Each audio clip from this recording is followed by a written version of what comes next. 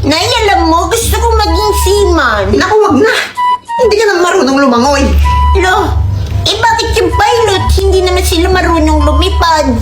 Naku, tigil-tigilan mo ako sa kalokohan mo, bebeng, ha? Oh, kumain ka, ito yung ulam.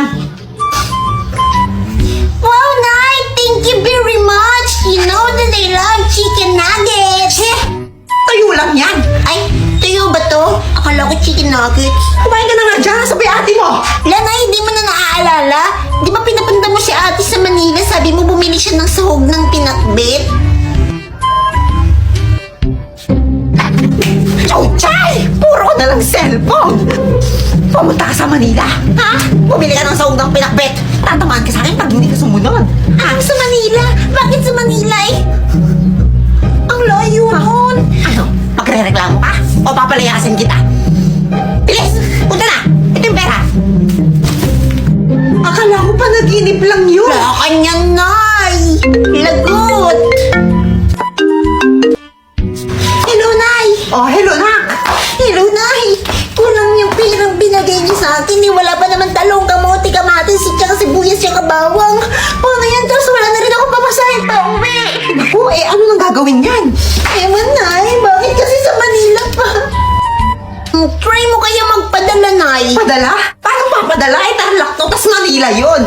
Hala, hindi mo ba nabalitaan, Nay? Yun dun sa Cebuana Luwilier kasi piso lang yung bayad kada 100 pesos na pera padala. Piso lang?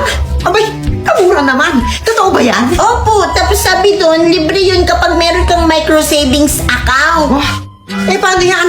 Wala naman yata si Cebuana Luwilier dito. Ay naku, meron kaya. At saka hindi mauubusin yun kasi meron silang 3,000 branches sa buong Pilipinas. Nay, ano na? Oo, ito na nga. May Cebuana Luwilier ba dyan? Ay oo, may nakita ko kanina malapit lang dito si Buwan O Luwilier. siya. Papadala ko ng pandagdag, tsaka ipamasahe mo pa uwi. Hintayin mo dyan. Oh, padala ka na rin ng pang-shopping ko dito, ha? Che! Anong shopping? Shoppingin ko mukha mo dyan eh. Bilisan mo dyan. Oh, mag-ingat. Wow, daming pera na ya. Inutang ko lang kay Turing kanina. Utang na naman? Maligayang pagdiriwang ng undas, araw ng mga patay. Sa pagpunta sa sementeryo ay tamang laylay lang ang kamay. May papalo pa sa puwet ang aking kuya. Nag-exercise pa si Bunso. Dito ngayon inaalokan ako ng pagkain ng maganda kong kapatid. Kaso ni-reject ko. Parang yung ginawa sa inyo. Ay, sorry, pasmado. Isasama nga namin si Bombi at habang naghihintay sa kanyang paghihilamos, kami nagpa-practice muna ng sayaw. Nagkamali pa nga rito ang ampun sa pamilya. Napulot lang kasi sa taing kalabaw. Naku, ulitin ko raw nang magawa niya ng tama mga steps na kay dali lang naman talagang sundan. Tamang nood na naman si Ate Le. Ang ginagawa mo? Dito ngayon sinubukan naming sunduin si Kay. Ang kulot naming friend. Kaso mamaya pa raw sila pupunta. Kaya pumunta muna kami sa bahay ng lola upang bubuhan ng malalamon nang hindi naman kami magutom sa sementeryo at bakit kamatay pa namin ng gutom na to. Charot, kinuha ko na nga rin ng kandila at lighter kay lola at kami gumora na. Super layo pa ng aming lalakbayin. Kaya ayan, Diyos ko, di pa kami nangangalahati sa lakarin. Mukhang pagod na tong kapatid ko. Ang hirap talaga ng walang taga-video mga be. Dito ngayon napadaan pa namin sina Lola Tess. Hihiram nga sana kami ng payong kaso di bali na lang. Nakaisip pa nga ng shortcut si Bambi at nakita pa namin ng isang magandang dilag sa Dumarais kasama ng kanyang kapatid, si Kim. Kaso mukhang minalas kami. Naka-welding na pala yung shortcut na dinadaanan namin dati. Kasalanan to ng mga babae eh.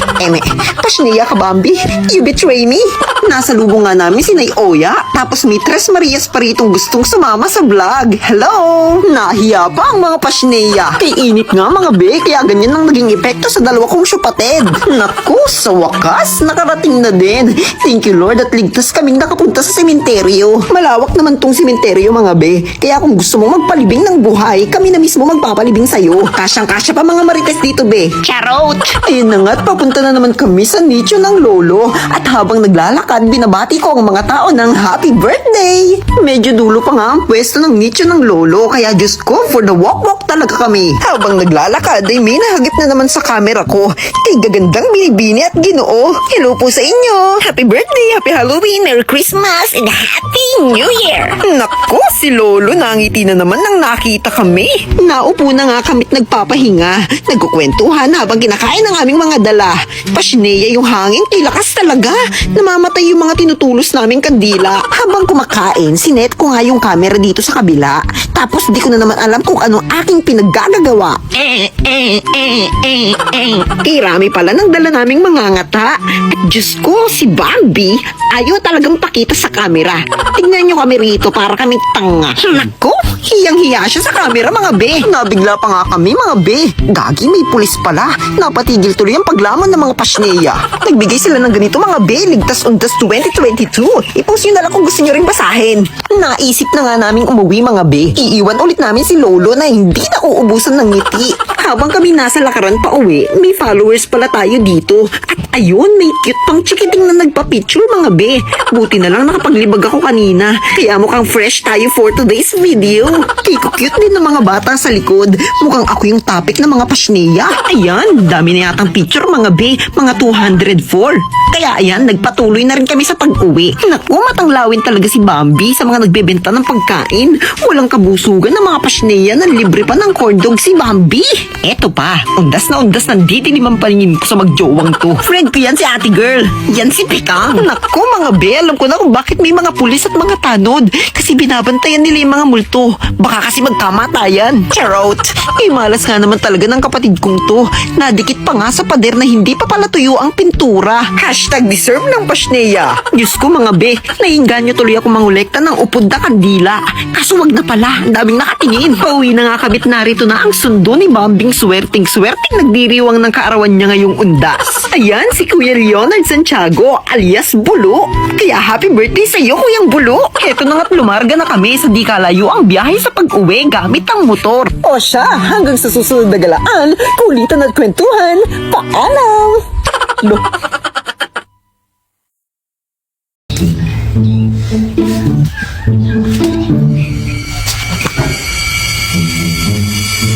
Ang ganda-ganda ng araw ngayon. Parang sarap maglaro. Aling Turing? Nay, si Aling Turing patay na ata. Patay? Saan? Turing! Bebeng, tawagin mo si Kapitan! Ha? Bakit si Kapitan? Basta tawagin mo si Kapitan! O sige. Punta raw po kayo sa bahay. Sabi ni nanay may problema po kasi. Ako bata, marami pa akong dapat unahin, ha? Busy pa ako, tumawag ka lang ng ibang kagawad dyan. Ala? Eh si Aling Turing kasi eh. Turing? Paano si Turing? Ala, ang bilis naman niya. Nanay niya ba si Aling Turing? Kamay, sitayo mo yung ulo mo. Turing, okay ka lang ba? Paano ka ba? Ano ba nangyari? Dahil yata to sa pagod, Mars. Oh, eto. Pagtubig ka muna. Salamat. Bakit ba kasi naparito ka? Maniningil sana ako ng utang, Mars. Kanino? Sa'yo. Ay, naku, Mars. Sa katapusan na lang yung akin. Ano ka ba, Mars? Katapusan na ngayon. Maawa ka naman sa akin. Pagod na ako. Bakit parang galit na galit ka? Ganyan lang naman palaging ginagawa mo. Pwes, mag-usap na lang tayo sa barangay. Sige! Ipabarangay mo ko. Na magkaalaman tayo, wala akong pakialam kahit ipa-billboard mo pa. Nanay, nandyan na si Kapitan. Pwede na ba ako umalis? Bala ako dyan. My only sweetheart. Talaga? My only sweetheart? Ano yon? Teka, Mars, magpapaliwanag ka. You don't have a right to explain. You are not allowed. Mapreso ka lang. Hagoy. Sige, ganito na lang. Hindi na ako maniningil. Hindi na kita sisingilin. Basta, shh ka lang ha. Ikaw, Kap. Anong sa atin? My only sweetheart, ha? Gusto mo bang i-text ko si Kapitana? Wag. Huwag mo ipapaalam. Ito, Saan galing to? nakuha ko yun sa link na nasa bio ko. Pwede ka manalo dun. Ah, okay. Pero... Kapitana!